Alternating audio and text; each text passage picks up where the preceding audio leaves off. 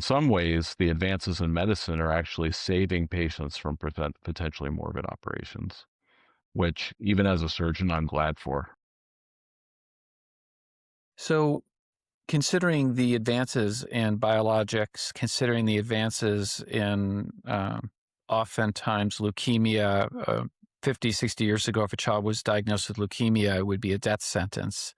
And now we can cure 90% plus of childhood leukemias.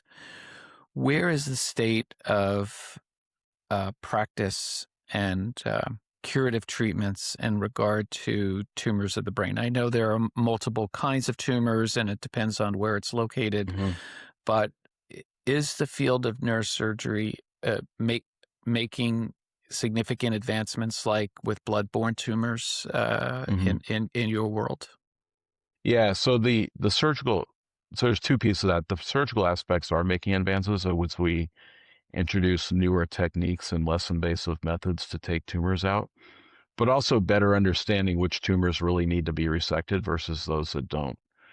Tumors that are deep in the brain in particular can have a lot of morbidity associated with removing it.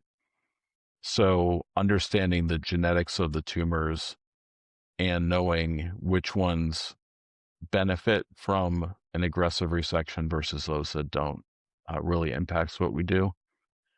But where the biggest advances have come are on the oncology side of it and better understanding of the genetics of the tumors, subcategorizing tumors into genetic categories beyond just what the histology, what the appearance under a microscope tells us, and using that to help with prognosis and to design treatments.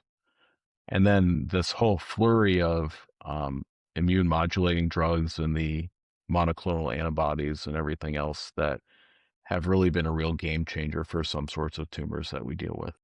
So in some ways, the advances in medicine are actually saving patients from potentially morbid operations, which even as a surgeon, I'm glad for. I'm perfectly happy to not do surgery on people who don't need it anymore.